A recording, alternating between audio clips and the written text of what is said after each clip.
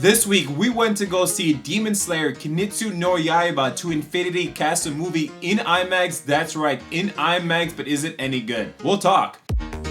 Hi, how you doing today? It's Just Jazz here. Hope you're having a good day. And today, yes, we just saw Demon Slayer Kimetsu no Yaiba to the Infinity Castle movie in IMAX, but is it worth it in that format? Honestly, absolutely yes, but however, things to be noticed of, the movie is not shot or filmed for IMAX, so you do not get the extended aspect ratio. One thing that I thought was a little bit odd was I did see black bars, but normally you would see it on top and the bottom, right? I guess maybe because it's anime, it's a different style, it's optimized or whatever you want to think about it. The black bars were on the left and right side, and I was like, maybe it's because it's an anime movie, which is what I said earlier. But usually for movies that are not filmed for IMAX, you see the black bars on the top and the bottom. And I thought that going into the film, however, you see it on the sides, which is fine because if you're trying to sit in the middle, you still get that in full in terms of the y-axis, in terms of up and the bottom. But in terms of the x-axis, the black bars were still there. They weren't prevalent or as much as I would have thought. So you still have a great time, especially in IMAX. And if you see it in that format, your picture is brighter and sharper than traditional theaters. Dolby would have been another great option since it has great contrast and deeper blacks. And if you see it in IMAX, you still get the proprietary sound that provides powerful in-depth audio experience. So IMAX or Dolby is definitely the way to go, at least for the first few times when you see this movie in theaters. That's right, in theaters. So we got the movie Demon Slayer Kimetsu no Yaiba. The movie The Infinity Castle is an action-adventure movie releasing in theaters just in the middle of September for the end of hot steamy summer and the start of the scary fall Halloween season. Tanjiro and his fellow teammates fall and one of them entered, LOL if you've seen the trailer. What starts as the final all-out epic war to end the saga, one of the best anime that has hit the mainstream and touched our beloved hearts all across the globe. So begs the question, will he turn his sister Nezuko back into a human? And what about Muzan? Will he get away or will he be defeated? And what about the pacing that you have probably heard from various other reviews? Is it really that bad or is it okay and justified in terms of this movie? Find out as we talk about it. Just a quick disclaimer, guys. I've watched anime my whole life, right? But I didn't start watching it consistently until the winter of 2021. I have talked about this in various other movies and like reviews and stuff. I think it was Quintessential Quintuplets. I know, right? Scary.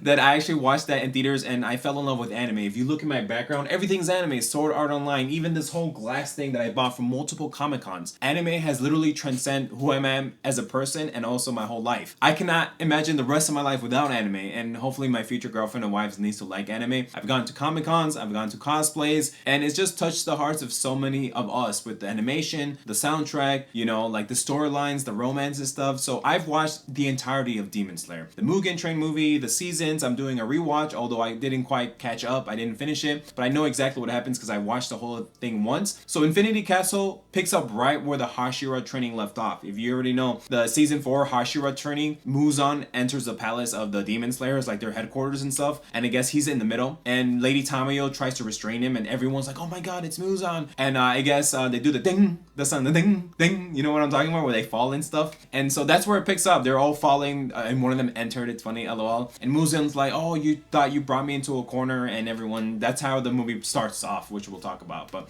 picks up right where the last one left off, which is really cool. Now let's talk about one of the best strengths of the film. The animation is definitely top tier. It feels stellar and sublime. It kind of feels like almost next level technology. I'm not trying to overreach, but it kind of feels like sometimes the characters like Akaza oozes charisma in terms of the background and scenery. When he's fighting Tanjiro, especially in the latter half of the movie, you really see it comes to glow in the artistic art style, the details they use, and also the lighting compositions. Akaza is in the front with the blue glow, which looks beautiful with him, you know, and then Tanjiro's on the other side, and he obviously does flame breathing and Himokami Kagura. I mean, he does water breathing as well, but the way that Shin was shot or animated was beautiful and honestly breathtaking with the scenery, the glows, and the charisma that oozes, I guess what you would say, peak aura in terms of the cinematics. One thing I gotta commend it for as well, as long as with the stellar animation, is the bass thumping soundtrack and cinematic scores. It really makes you feel they're alive and up in there and close and personal in terms of the battles. It literally made me feel some type of way in terms of magic being in the cinemas.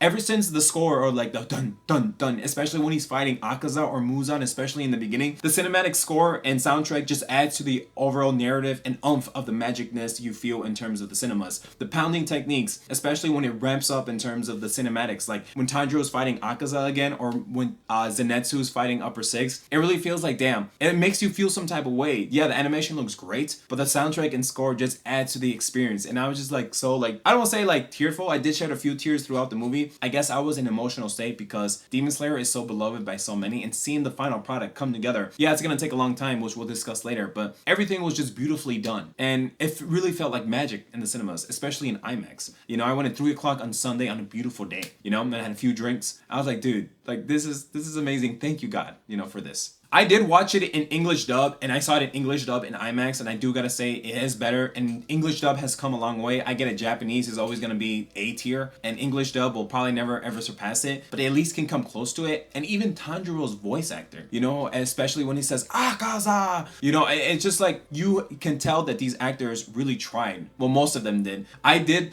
know that. I saw the movie twice, right? And when you go into Akaza's backstory, did you know that guy was voiced by Channing Tatum? What? Because I saw him do a voice line in like the reels and stuff on Instagram, but I didn't want to spoil myself. And then when I was watching it the second time, I'm like, that's Channing Tatum. That's Channing Tatum. That is so cool that he's in this movie. And he actually felt like he tried, you know. I'm like, oh wow, he does look a little bit older. He does sound a little bit older. Not look, sound. I was like, wow, this is a cool touch to the film that I really liked. The movie is structured in 3 acts with 3 big fights, and it's 2 hours and 30 minutes. It's a long runtime. A lot of people saying that it's a long time, but to be honest, you gotta remember, this is the ending. What if Endgame, which I'm gonna reference a lot, Endgame from Avengers felt rushed? And this is not even the end. We have 2 more movies after this, because there's basically 3 main fights. The Insect Hashira Shinobu Kochu versus Upper 2. The middle is Zenitsu versus Upper 6. And the last is Akaza versus Tanjiro and Giyu Tomioka, which is the Water Hashira. So that is structured with flashbacks for every single fight like that they encounter. So when Shinobu encounters Upper 2, you see flashbacks for her and Upper 2. When Zenitsu fights, you see the conclusion or the reveal of the Hashira training. You know, where he got that note. And Tanjiro's like, are you okay? And Boulder, and Zenitsu's like, yeah, I'm okay. And he changed. And I think you see a different side of Zenitsu in this one. You usually see him like too crazy or too like sleepy and stuff, but with this, he's locked in, as the community would say. He just basically his character development heightened for this, you know, because this is something that he cared about. And being in the Infinity Castle next to Muzan, you're gonna need to be at your best to like at least survive or at least take him down. Let's talk about the most controversial thing, is the pacing or the flashbacks that people are discussing all over the community. This is my response to it, right? Have you watched, and I'm not trying to be like disrespectful, but any anime you watch, even Demon Slayer, even the Mugen Train, there's always flashbacks. There's always flashbacks. Even in Sword Art Online, Dragon Ball Z, Naruto. Anytime you watch an anime show, series, or movie, there's always flashbacks. The reason why it feels longer, especially for the Akaza one that people have the most frustrating, is because it dragged down. But when you're in the theater, you feel everything. You know, basically at home, you can check your phone or whatever, but when you're in the movie, you're quote unquote locked in, especially when you're in an IMAX theater. Now, Akaza was a character that I didn't like. And Mugen Train, when I saw it in theaters, by the way, I didn't like Akaza. And spoilers for Mugen Train, but not for this one. We will do a spoiler review for this one, so please subscribe. Mugen Train came out, I think, in 2021 or 2022, and he killed Rengoku, the Flame Hashira, right? So I didn't like Akaza, right? I didn't like him. I did not like him. But when we see backstory of this, I was just like, oh wow, that is so tearful, because people have seen the reels on like the manga and stuff, and they actually translated it to on screen. I love this backstory. I loved who he was. I love his upbringing, how he took care of his father and the girl and this guy in the dojo and stuff, hint romance. And I guess they were sick, but it doesn't justify that he killed humans and that he became a demon, right? But I did feel empathy and sympathy towards him because of the backstory. Yes, I understand it was a little bit dragged out, but to be honest, Akaza is upper 3. They're of course gonna give him that screen time because he's upper 3. He's fighting the main character, Tanjiro. So of course the movie's like, yes, we need to give him one of the best backstories, elaborate in grand scheme and things. But to be honest with you, at the end of the day, wouldn't you want something that's polished and well done, that took its time, then feel rushed? You know what I mean? Because sometimes those endings, think about it, Game of Thrones, right? A lot of people like, that ending, you know, was not good, it's dark and stuff. Or the after series, that ending felt rushed, and you feel some type of way when the ending is a little bit too much. And I understand that it could be a little dragged out, but to be honest, I personally did connect with him, so I was okay with it. And to 2 hours and 30 minutes for an epic conclusion, by the way, this is an all-out end, I would have been fine. And this was okay. I mean, you pay for a ticket for IMAX theater for the ending. I'd rather have something well done and well made and took its time, rather than be rushed, simple, and half-assed and half-baked, to be honest. Just like Avengers Endgame, some of the deaths feel some type of way in terms of being emotional. I'm not going to spoil it for you, but I will do a spoilerish talk, so please subscribe for that. I cover movies a lot, right? And I cover anime. And the ending the people, when I saw the reel, was spoiled, right? And I hated that. So I'm gonna be honest with you, the Infinity Castle manga is on its way. I can't believe this is the first time I'm buying a manga. I really thought it was gonna be like Sword Art Online or something, but no. This moved me. This movie, the reason why I'm comparing it to Endgame is because that's the way I felt. It's been years since Endgame came out, and this was like the next craziest, closest thing. And it's anime. You know, I shedded multiple tears throughout the movie, as I discussed earlier. I went in with a few drinks, you know, a martini and an old fashioned and some food and appetizers, right? So my body was already like, oh my God, thank you God. And like, I was very emotional, you know, like I really was. And I hated the people that died in this movie.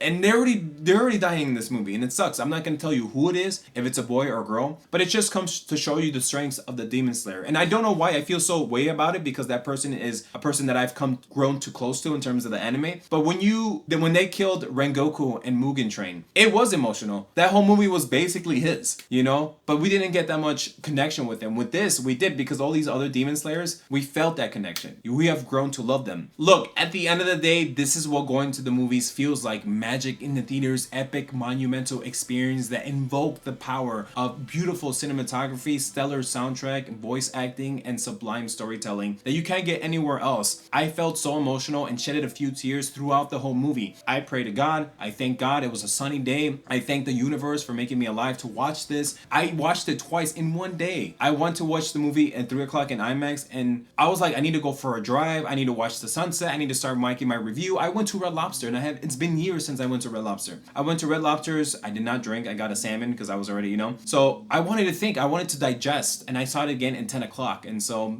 doing this review, I'm a little bit groggy, but I have some water, so I'll be fine. This is basically breathtaking is the word that I want to use. Breathtaking. I haven't felt like this since Avengers Endgame, maybe Dune Part 2 as well. But still, or Spider-Man No Way Home. This is amazing. And I'm thankful to God, to the universe, and I'm alive that I get to experience this. I just hope that I'm alive until 2029 when the saga concludes. I guess the only downside is that we have to wait 2 years for the next installment. Now, keep in mind, I did buy the manga, which I told you earlier. This is the first time I bought a manga, which is crazy because I thought it would be something else, but I am hopeful because I don't want to get spoiled for me. I want to know exactly what happens. I hate being spoiled. And for the saga releases to be like 2 years, it's crazy because I don't think us would want to wait that long. But to be honest with you, I'd rather wait, like I told you earlier, for something that is well polished and elevated the source material than something that's half-assed. You're talking about the ending to the saga of the franchise that's so beloved. Probably like the only thing other like anime that's gonna come, yeah, we're going to have Spy Family, Classroom of the Elite, and Jujutsu Kaisen. But those probably don't compare. I mean, Jujutsu Kaisen, I think Demon Slayer is like S tier and Jujutsu Kaisen's like A plus, or maybe, you know, like it's an A tier. And that's the only thing that sucks is that we have to wait. I mean, maybe they can ramp up production by adding a few more like peoples or bodies to the work ethic, but I don't know if they're gonna do that. But still, this isn't just a regular movie. It's pushing the boundaries of